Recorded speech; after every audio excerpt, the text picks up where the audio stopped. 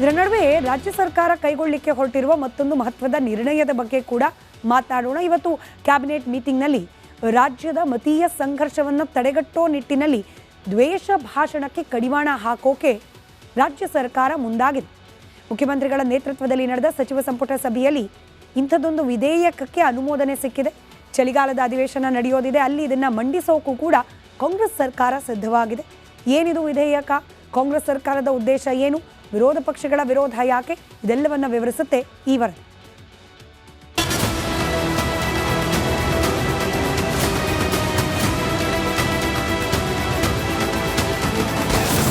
ದ್ವೇಷ ಭಾಷಣಕ್ಕೆ ಸರ್ಕಾರದ ಮೂಗುದಾರ.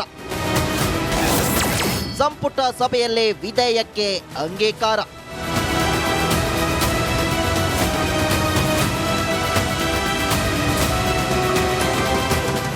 ರಾಜ್ಯ ಸರ್ಕಾರ ಮತ್ತೊಂದು ಮಹತ್ವದ ವಿಧೇಯಕ ಮಂಡಿಸಲಿದೆ. ರಾಜ್ಯದಲ್ಲಿ ಕೋಮು ಸಂಘರ್ಷವನ್ನು ತಡೆಯುವ ನಿಟ್ಟಿನಲ್ಲಿ ದ್ವೇಷ ಭಾಷಣಕ್ಕೆ ಕಡಿವಾಣ ಹಾಕಲು ಮುಂದಾಗಿದೆ. ಅದೇ ಕಾರಣಕ್ಕೆ ಸಿಎಂ ಸಿದ್ದರಾಮಯ್ಯ ನೇತೃತ್ವದಲ್ಲಿ ನಡೆದ ಸಚಿವ ಸಂಪುಟ ಸಭೆಯಲ್ಲಿ ದ್ವೇಷ ಅಪರಾಧಗಳು ಮತ್ತು ದ್ವೇಷ ತಡೆಯುವಿಕೆ ವಿಧೇಯಕಕ್ಕೆ ಅನುಮೋದನೆ ಸಿಕ್ಕಿದೆ.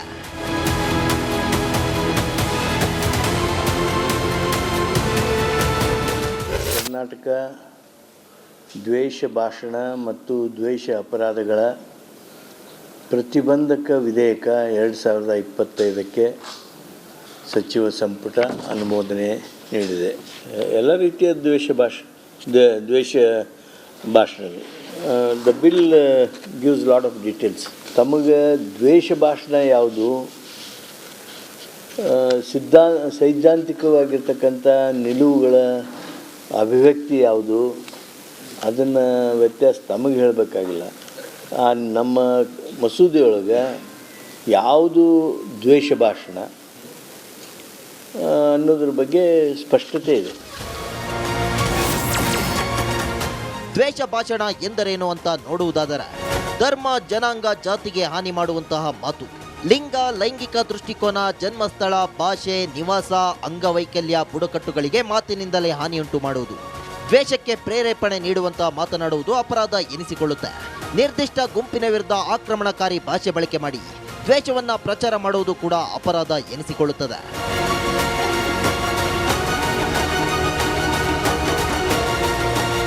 ಬಿಜೆಪಿ ಟಾರ್ಗೆಟ್ ಅಂತಲ್ಲ, ನಾವೇನು ಪರ್ಮನೆಂಟಾಗಿ ನಾವೇ ಇರ್ತೀವ, ಬದಲಾಗೋದಿಲ್ವ ಸರ್ಕಾರ. ಯಾರೇ ಬಂದರೂ ಕೂಡ ಅದು ಅಪ್ಲೈ ಆಗುತ್ತೆ. ಬಿಜೆಪಿಗೆ ಅಂತ ಯಾಕೆ ಟಾರ್ಗೆಟ್ ಮಾಡಬೇಕು ನಾವು? ಯಾರೇ ಆಗಲಿ, ಅಲ್ಲೇನು ಬಿಜೆಪಿ ಅಂತೇಳಿ ಯಾವುದೇ ಶಬ್ದ ಬರೋದಿಲ್ಲ. ಅದರಲ್ಲಿ ಪಕ್ಷ ಯಾವುದು ಕಾಂಗ್ರೆಸ್ಸು, ಬಿಜೆಪಿ, ಜನತಾದಳ ಅಂತ ಬರೋದಿಲ್ಲ. ಜೂನ್ನಲ್ಲಿ ನಡೆದ ಸಚಿವ ಸಂಪುಟ ಸಭೆಯಲ್ಲೇ ಕರಡು ವಿಧೇಯಕ ಪ್ರಸ್ತಾಪ ಮಾಡಲಾಗಿತ್ತು. ಇಂದು ನಡೆದ ಸಂಪುಟ ಸಭೆಯಲ್ಲಿ ಈ ಬಗ್ಗೆ ಚರ್ಚಿಸಿ ವಿಧೇಯಕಕ್ಕೆ ಅನುಮೋದನೆ ಪಡೆಯಲಾಗಿದೆ. ಸಂಪುಟ ಸಭೆಯಲ್ಲಿ ಅನುಮೋದನೆ ಸಿಕ್ಕಿದ್ದಕ್ಕೆ ಬೆಳಗಾವಿ ಅಧಿವೇಶನದಲ್ಲಿ ಉಭಯ ಸದನಗಳಲ್ಲಿ ಈ ವಿಧೇಯಕವನ್ನು ಮಂಡಿಸಿ ಕಾನೂನು ಮಾಡಲು ಸರ್ಕಾರ ಮುಂದಾಗಿದೆ.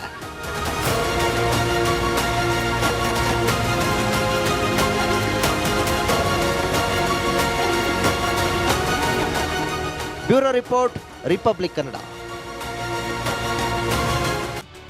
ಇದರ ನಡುವೆ ರಾಜ್ಯ ಸರ್ಕಾರ ಕೈಗೊಳ್ಳಲಿಕ್ಕೆ ಹೊರಟಿರುವ ಮತ್ತೊಂದು ಮಹತ್ವದ ನಿರ್ಣಯದ ಬಗ್ಗೆ ಕೂಡ ಮಾತನಾಡೋಣ. ಇವತ್ತು ಕ್ಯಾಬಿನೆಟ್ ಮೀಟಿಂಗ್ನಲ್ಲಿ ರಾಜ್ಯದ ಮತೀಯ ಸಂಘರ್ಷವನ್ನು ತಡೆಗಟ್ಟೋ ನಿಟ್ಟಿನಲ್ಲಿ ದ್ವೇಷ ಭಾಷಣಕ್ಕೆ ಕಡಿವಾಣ ಹಾಕೋಕೆ ರಾಜ್ಯ ಸರ್ಕಾರ ಮುಂದಾಗಿದೆ. ಮುಖ್ಯಮಂತ್ರಿಗಳ ನೇತೃತ್ವದಲ್ಲಿ ನಡೆದ ಸಚಿವ ಸಂಪುಟ ಸಭೆಯಲ್ಲಿ ಇಂಥದ್ದೊಂದು ವಿಧೇಯಕಕ್ಕೆ ಅನುಮೋದನೆ ಸಿಕ್ಕಿದೆ. ಚಳಿಗಾಲದ ಅಧಿವೇಶನ ನಡೆಯೋದಿದೆ, ಅಲ್ಲಿ ಇದನ್ನ ಮಂಡಿಸೋಕು ಕೂಡ ಕಾಂಗ್ರೆಸ್ ಸರ್ಕಾರ ಸಿದ್ಧವಾಗಿದೆ. ಏನಿದು ವಿಧೇಯಕ, ಕಾಂಗ್ರೆಸ್ ಸರ್ಕಾರದ ಉದ್ದೇಶ ಏನು, ವಿರೋಧ ಪಕ್ಷಗಳ ವಿರೋಧ ಯಾಕೆ, ಇದೆಲ್ಲವನ್ನ ವಿವರಿಸುತ್ತೆ ಈ ವರದಿ.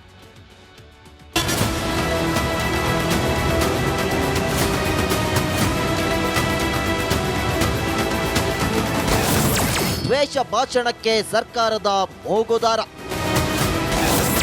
ಸಂಪುಟ ಸಭೆಯಲ್ಲಿ ವಿಧೇಯಕಕ್ಕೆ ಅಂಗೀಕಾರ.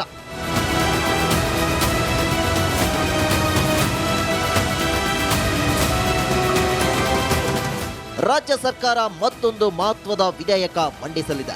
ರಾಜ್ಯದಲ್ಲಿ ಕೋಮು ಸಂಘರ್ಷವನ್ನು ತಡೆಯುವ ನಿಟ್ಟಿನಲ್ಲಿ ದ್ವೇಷ ಭಾಷಣಕ್ಕೆ ಕಡಿವಾಣ ಹಾಕಲು ಮುಂದಾಗಿದೆ. ಅದೇ ಕಾರಣಕ್ಕೆ ಸಿಎಂ ಸಿದ್ದರಾಮಯ್ಯ ನೇತೃತ್ವದಲ್ಲಿ ನಡೆದ ಸಚಿವ ಸಂಪುಟ ಸಭೆಯಲ್ಲಿ ದ್ವೇಷ ಅಪರಾಧಗಳು ಮತ್ತು ದ್ವೇಷ ತಡೆಯುವಿಕೆ ವಿಧೇಯಕಕ್ಕೆ ಅನುಮೋದನೆ ಸಿಕ್ಕಿದೆ.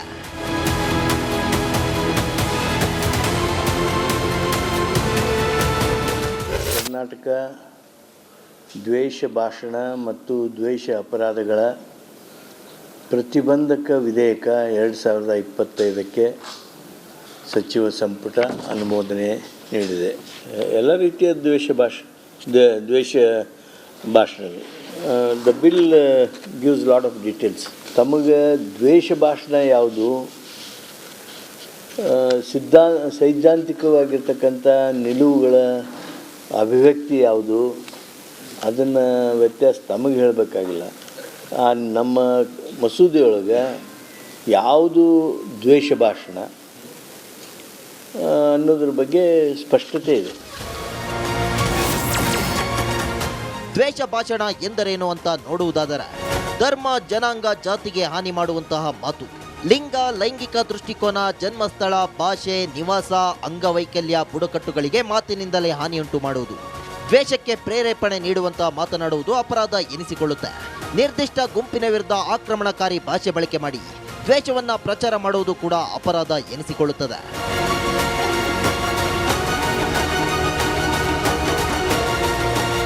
BJP ಟಾರ್ಗೆಟ್ ಅಂತಲೇ ನಾವೇನು ಪರ್ಮನೆಂಟಾಗಿ ನಾವೇ ಇರ್ತೀವ, ಬದಲಾಗೋದಿಲ್ವ ಸರ್ಕಾರ. ಯಾರೇ ಬಂದರೂ ಕೂಡ ಅದು ಅಪ್ಲೈ ಆಗುತ್ತೆ. BJPಗೆ ಅಂತ ಯಾಕೆ ಟಾರ್ಗೆಟ್ ಮಾಡಬೇಕು ನಾವು?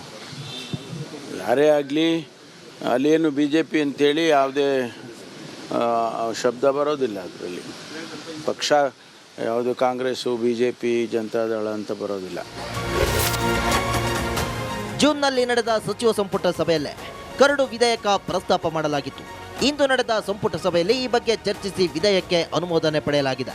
ಸಂಪುಟ ಸಭೆಯಲ್ಲಿ ಅನುಮೋದನೆ ಸಿಕ್ಕಿದ್ದಕ್ಕೆ ಬೆಳಗಾವಿ ಅಧಿವೇಶನದಲ್ಲಿ ಉಭಯ ಸದನಗಳಲ್ಲಿ ಈ ವಿಧೇಯಕವನ್ನು ಮಂಡಿಸಿ ಕಾನೂನು ಮಾಡಲು ಸರ್ಕಾರ ಮುಂದಾಗಿದೆ.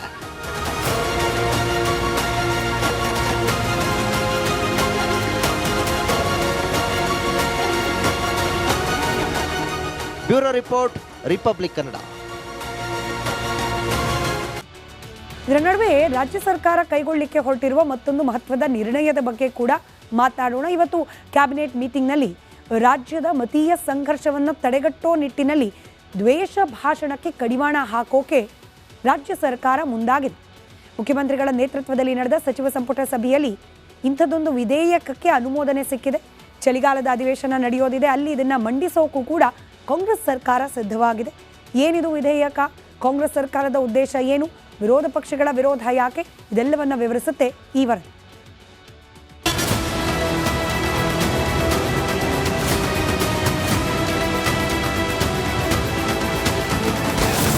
ದ್ವೇಷ ಭಾಷಣಕ್ಕೆ ಸರ್ಕಾರದ ಮೂಗುದಾರ. ಸಂಪುಟ ಸಭೆಯಲ್ಲಿ ವಿಧೇಯಕಕ್ಕೆ ಅಂಗೀಕಾರ.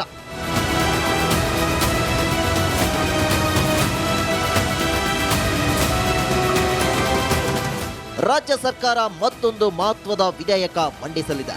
ರಾಜ್ಯದಲ್ಲಿ ಕೋಮು ಸಂಘರ್ಷವನ್ನು ತಡೆಯುವ ನಿಟ್ಟಿನಲ್ಲಿ ದ್ವೇಷ ಭಾಷಣಕ್ಕೆ ಕಡಿವಾಣ ಹಾಕಲು ಮುಂದಾಗಿದೆ. ಅದೇ ಕಾರಣಕ್ಕೆ ಸಿಎಂ ಸಿದ್ದರಾಮಯ್ಯ ನೇತೃತ್ವದಲ್ಲಿ ನಡೆದ ಸಚಿವ ಸಂಪುಟ ಸಭೆಯಲ್ಲಿ ದ್ವೇಷ ಅಪರಾಧಗಳು ಮತ್ತು ದ್ವೇಷ ತಡೆಯುವಿಕೆ ವಿಧೇಯಕಕ್ಕೆ ಅನುಮೋದನೆ ಸಿಕ್ಕಿದೆ.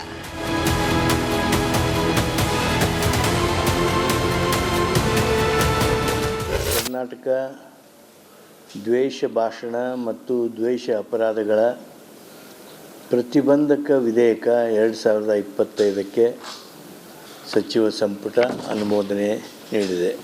ಎಲ್ಲ ರೀತಿಯ ದ್ವೇಷ ಭಾಷಣಗಳು. The bill gives lot of details. ತಮಗೆ ದ್ವೇಷ ಭಾಷಣ ಯಾವುದು, ಸೈದ್ಧಾಂತಿಕವಾಗಿರ್ತಕ್ಕಂಥ ನಿಲುವುಗಳ ಅಭಿವ್ಯಕ್ತಿ ಯಾವುದು, ಅದನ್ನು ವ್ಯತ್ಯಾಸ ತಮಗೆ ಹೇಳಬೇಕಾಗಿಲ್ಲ. ನಮ್ಮ ಮಸೂದೆಯೊಳಗೆ ಯಾವುದು ದ್ವೇಷ ಭಾಷಣ ಅನ್ನೋದ್ರ ಬಗ್ಗೆ ಸ್ಪಷ್ಟತೆ ಇದೆ.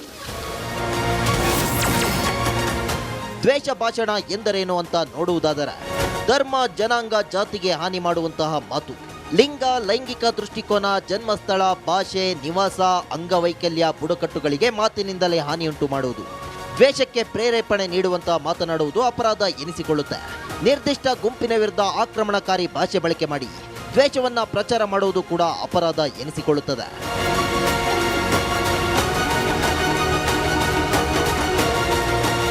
BJP ಟಾರ್ಗೆಟ್ ಅಂತಲೇ ನಾವೇನು ಪರ್ಮನೆಂಟಾಗಿ ನಾವೇ ಇರ್ತೀವ, ಬದಲಾಗೋದಿಲ್ವ ಸರ್ಕಾರ? ಯಾರೇ ಬಂದರೂ ಕೂಡ ಅದು ಅಪ್ಲೈ ಆಗುತ್ತೆ. ಬಿ ಜೆ ಪಿಗೆ ಅಂತ ಯಾಕೆ ಟಾರ್ಗೆಟ್ ಮಾಡಬೇಕು ನಾವು? ಯಾರೇ ಆಗಲಿ ಅಲ್ಲೇನು ಬಿ ಜೆ ಪಿ ಅಂತೇಳಿ ಯಾವುದೇ ಶಬ್ದ ಬರೋದಿಲ್ಲ ಅದರಲ್ಲಿ. ಪಕ್ಷ ಯಾವುದು Congress, B J P, Janata Dal ಅಂತ ಬರೋದಿಲ್ಲ.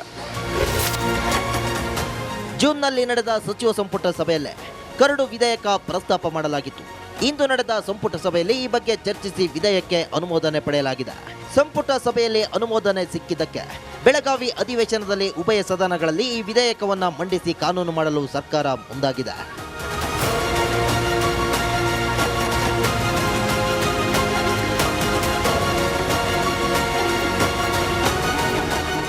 Bureau report, republic Kannada.